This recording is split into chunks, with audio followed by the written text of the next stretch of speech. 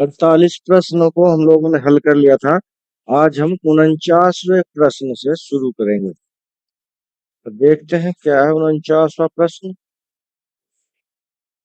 49वां प्रश्न है, एक मिनट बस। 49वां प्रश्न है, एक विद्यालय शीतकाल में 15 अक्टूबर से बंद हुआ और 20 नवंबर को पुनः खुला। विद्यालय कितने दिनों के लिए बंद रहा, ये हमें ज्ञात करना है। एक विद्यालय शीतकाल में 15 अक्टूबर से बंद हुआ, यानी कि 15 अक्टूबर तो वो बंद हो गया। अब अक्टूबर में कितने दिन बंद रहा, ये हमें ज्ञात करना होगा। अक्टूबर होता है 31 दिन का। जनवरी, फरवरी, मार्च, अप्रैल, मई, जून, जुलाई, अगस्त, सितंबर, अक्टूबर। मैंने तरीका बताया भी था। अपनी एक मुट्ठी बंद करते हैं। ये अब जो ऊपर की तरफ महीने आते हैं वो 31 दिन के, और जो गहराई की तरफ महीने आते हैं वो 30 दिन के महीने होते हैं। जैसे जनवरी 31 दिन की हो गई, फरवरी फिर 29 या 28 की, मार्च 31 का हो गया, ऐसे ही अक्टूबर 31 दिन का होता। तो जब 15 से छुट्टी शुरू हो गई तो 31 दिन तक कुल कितने दिन हो गए, ये गिनना पड़ेगा हमें। तो 15, 16, 17, 18, 19, 20, 21, 22, 23, 24, 25, 26, 27, 28, 29, 30, 31। कितने दिन हो गए, 1, 2, 3, 4, 5, 6, 7, 8, 9, 10, 11, 12, 13, 14, 15, 16, 17। 17 दिन तो अक्टूबर में छुट्टी रही है। नवंबर में 20 को खुल गया, यानी कि 19 तारीख तक की तो छुट्टी रही है। तो 17 दिन तो ये, और 19 दिन किसके, नवंबर के। कुल कितने दिन छुट्टी है, दोनों को जोड़ देते हैं, उत्तर आएगा 36। तो 36 दिन तक स्कूल बंद रहा। डी इसका उत्तर हो जाएगा। ये था प्रश्न नंबर 49। चलिए प्रश्न नंबर 50। एक रेलगाड़ी देवबंद से सुबह 5:52 पर छूटी तथा सुबह 7:58 पर मेरठ पहुंची। देवबंद से मेरठ तक की यात्रा में कितना समय लगा। बहुत ही आसान प्रश्न है, इसको बड़े आसानी से हल किया जा सकता है। देखिए दोनों समय क्या है, सुबह के समय है। 5:52 पर चली, 7:58 पर ये मेरठ पहुंच गई। तो जिस समय पहुंची उस समय में से जिस समय चली थी वो समय घटा देते हैं। 7:58 पर पहुंची, यानी कि ज्यादा समय में से कम समय को घटा देते हैं। 5:52 पर चली थी, घटा देते हैं भाई। 58 में से 52 गए, 6 बचे ना, इधर 0। 7 में से 5 गए, 2। तो 2 घंटे 6 मिनट का समय इसको लगा। बी विकल्प हमारा बिल्कुल सही है। तो ये दो प्रश्न आपको समझ आए या नहीं आए, कमेंट बॉक्स में लिख दीजिएगा। प्रश्न नंबर 51। मनोज अपने गांव से एक स्थान पर 2.5 घंटे यात्रा करने के पश्चात 8:45 अपराह्न पर पहुंचा। उसने यात्रा कितने बजे आरंभ की थी, ये कह रहा है भाई। मनोज अपने गांव से एक स्थान पर 2.5 घंटा, अपराह्न मतलब पीएम पर पहुंचा। तो 8:45 से 2.5 घंटे पहले कितना समय रहा होगा। 8:45 में से उसको 2.5 घंटे को अगर हमें घटा देंगे तो हमें वो समय पता चल जाएगा। तो घटाने का सवाल है। 2 से 1/2 घंटे, यानी कि 2.5 घंटे। 2.5 घंटे को कैसे लिखते हैं, 2 घंटा 30 मिनट। 8:45 में से इसको हम घटा देंगे। 5 में से 0 गई 5, 4 में से 3 गया 1, 8 में से 2 गए 6। तो ये 6:15 पीएम पुरान ही चला था। तो उत्तर हमारा हो गया डी। उत्तर क्या हो गया? डी। अपराह्न का मतलब होता है शाम के समय। पूर्वाह्न मतलब पहले। चलिए भाई।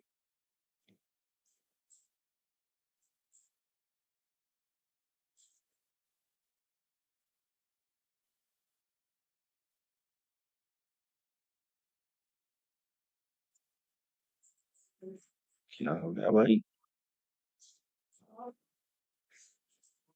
कुछ तकनीकी समस्या आ रही है।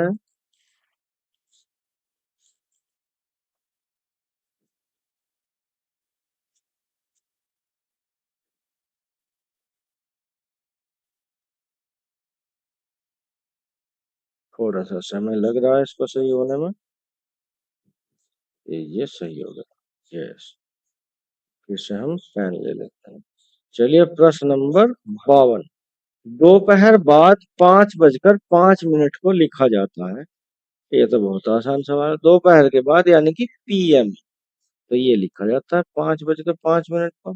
5:05 PM लिखा जाएगा दोपहर के बाद। 1 दर्जन केले का मूल्य 60 रुपए है। 30 केले का मूल्य कितना होगा? 1 दर्जन केलों का मूल्य 60 रुपए है। यानी कि प्रश्न नंबर 53। 12 किलो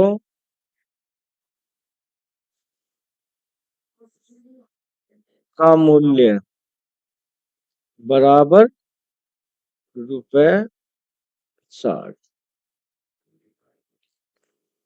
30 किलो का मूल्य कितना होगा? 30 केले भाई कितने दर्जन हो जाएंगे?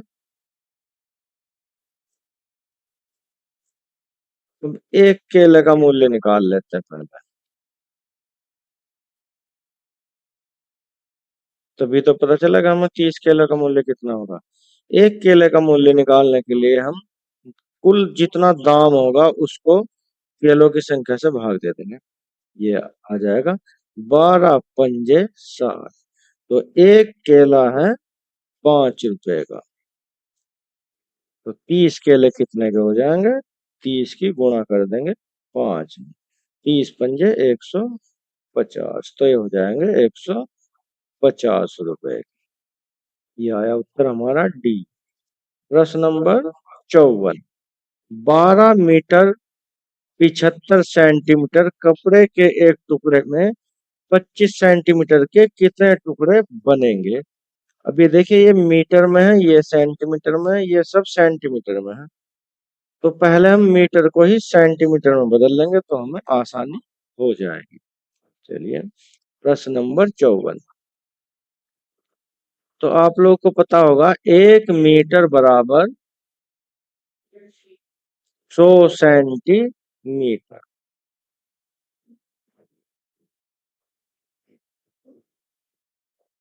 तो यहाँ पूछ रहा है 12 मीटर। पहले हम मीटर के सेंटीमीटर बना रहे हैं ना। 12 मीटर बराबर 12 × 100 बराबर 1200 सेंटीमीटर।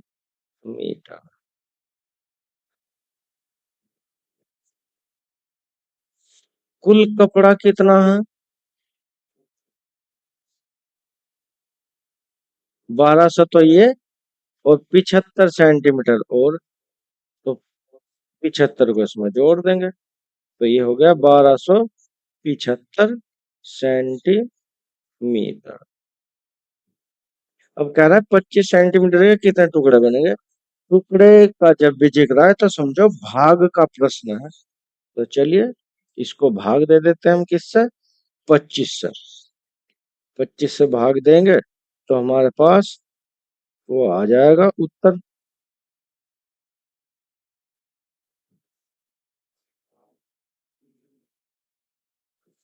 चलिए 25 से भाग देना शुरू करते हैं इसको।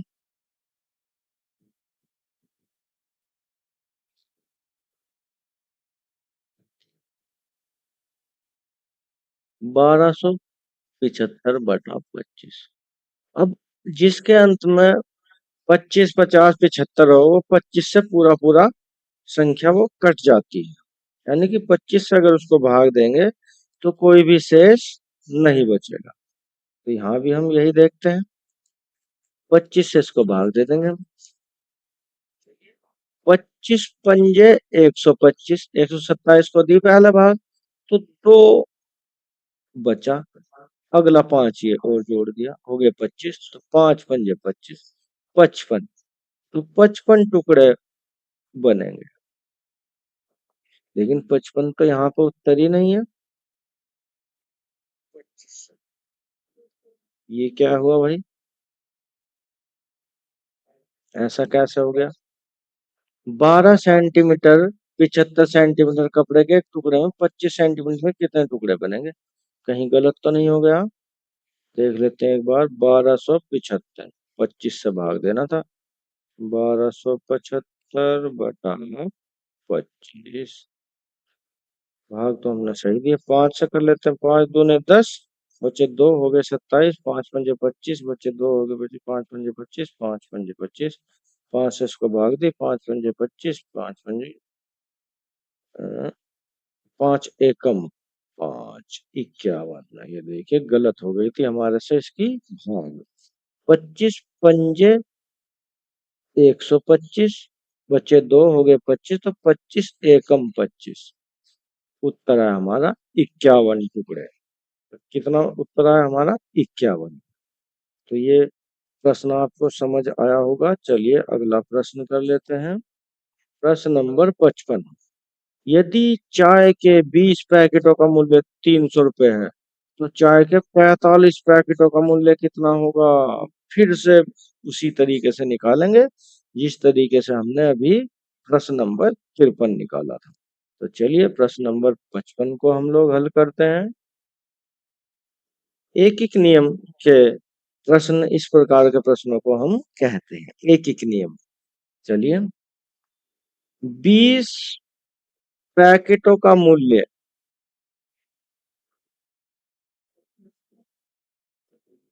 20 पैकेटों का मूल्य बराबर 300 रुपये। तो एक पैकेट का मूल्य निकालेंगे, तब गुणा करके हम 45 पैकेट का मूल्य निकाल देंगे। ज्यादा से कम का मूल्य निकालना हो तो हमेशा हम भाग करते हैं।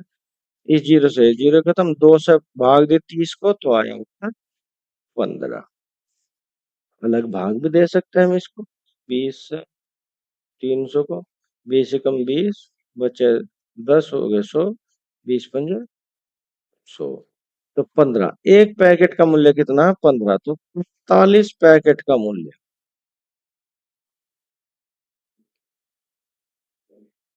45 पैकेट का मूल्य कितना हो जाएगा? 45 गुना 15। अब इन दोनों की हम कर लेते हैं गुणा। अब देखिए कितना अच्छा मेथड मैं आप लोगों को बताऊंगा आज गुणा करने का। 15 की और 45 की गुणा। सबसे पहले इन दोनों की गुणा कर लेंगे हम। ठीक है, 5 पंजे 25, 25 का 5 हासिल लगे 2। अब इसकी गुणा इसमें, इसकी गुणा इसमें करके जोड़ लेंगे।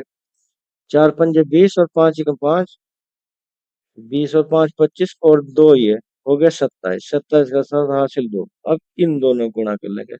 4 एकम 4 और 2 6, 675 रुपए इसका उत्तर आया। देखिए कितना अच्छा मैंने शॉर्टकट मेथड आप लोगों को आज बताया है किसका? गुणा का। तो उत्तर हो गया इसका 675। सब बच्चों ये समझ में आया या नहीं आप लोगों की? कैसे किया मैंने? जैसे 45 की 15 में गुणा करनी थी, तो पहले मैंने क्या किया? इन दोनों की गुणा कर दी। 5 पंजे 25, 25 का 5 से लेके 2। इसके बाद में फिर आप लोग क्या करेंगे? इसकी इसमें गुणा करेंगे, फिर यहाँ लिखेंगे, फिर कांटा लगाएंगे। उससे अच्छा ये सीधे कर दो, इसकी गुणा इसमें कर लो, इसकी गुणा इसमें कर लो, दोनों को जोड़ दो। 4 पंजे 20, 20 हो गए, 5 एकम 5, 5 हो गए, 20 5 25, और 2 ये हो गए 27, 27 का 7 हासिल 2। फिर इन दोनों को गुणा कर ले, तो हासिल वाला 2 और जोड़ दिए। 4 एकम 4 2 6, 675, 675 हो गया इसका मूल्य। प्रश्न नंबर 56।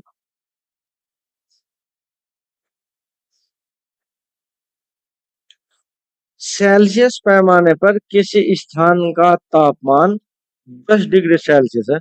फ़ारेनहाइट पैमाने पर उसका तापमान कितना होगा। तो क्या करना है हमें, सेल्सियस से फ़ारेनहाइट में बदलना है हमें। ये प्रश्न हम लोगों ने पहले भी किया है। तो इसका क्या सूत्र होता है, इसका एक सूत्र होता है बच्चों। उसमें क्या करते हैं हम, सेल्सियस दिया हुआ उसमें 9 से गुणा करके 160 जोड़ते हैं और 5 से भाग दे देते हैं। ठीक है, क्या करते हैं हम, प्रश्न नंबर 56 साधारण भाषा में तो ये है। क्या करते हैं हम, फ़ारेनहाइट में निकालने के लिए 9C प्लस 160 बटा 5।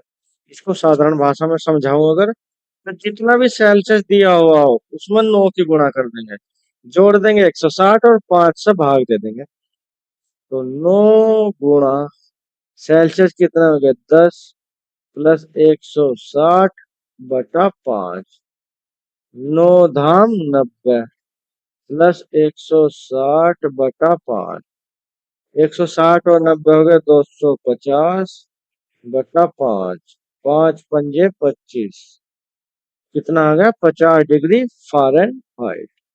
देखो कितना आसान सवाल था। ये हो गया इसका उत्तर। अब दो प्रश्न और बचे हैं। प्रश्न नंबर 57, 1 एकड़ बराबर कितने एकड़।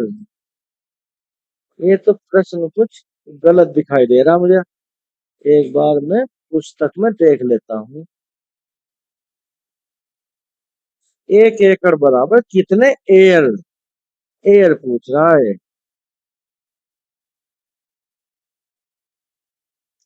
बहुत आसान सवाल है ये तो भाई।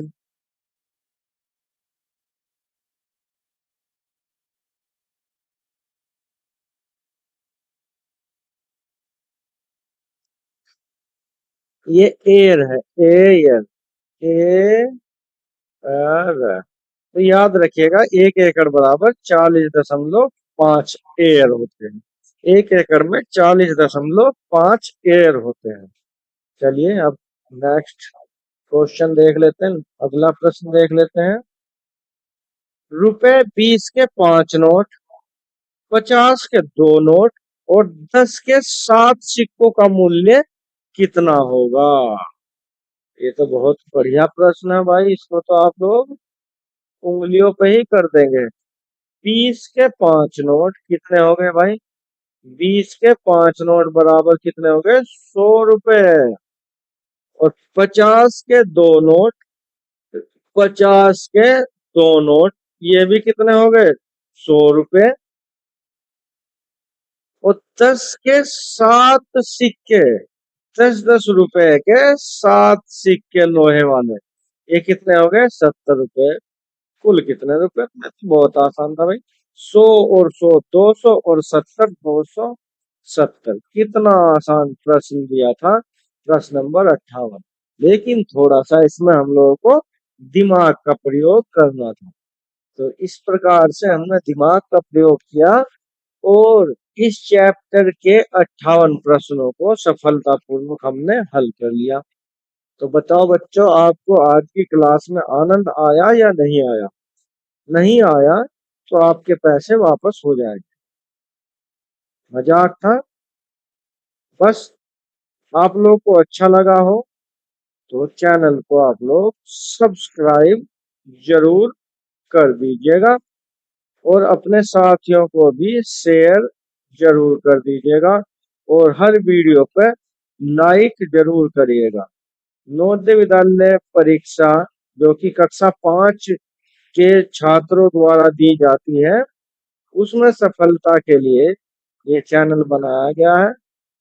आप लोग इस चैनल को भी देखिए, अपने गुरुजी से पढ़िए और अपनी सभी पुस्तकों को भी पढ़िए, घर पर अभ्यास करिए, तब जाकर इसमें सफलता आपको प्राप्त होगी। ये आज 89वां भाग है, इसके 88 भाग पहले भी बनाए जा चुके हैं। तो सभी प्यारे बच्चे रोजाना एक भाग देखिए और नवोदय विद्यालय में सफलता प्राप्त कीजिए। बस गणित इस समय बचा हुआ है, गणित को अब रोजाना रेगुलरली पढ़ाया जाएगा, जिससे आप लोग गणित में भी तैयारी करके निश्चित सफलता प्राप्त कर सके नवोदय विद्यालय परीक्षा में। तो आज की वीडियो में बस इतना ही। सभी बच्चों को बहुत बहुत धन्यवाद।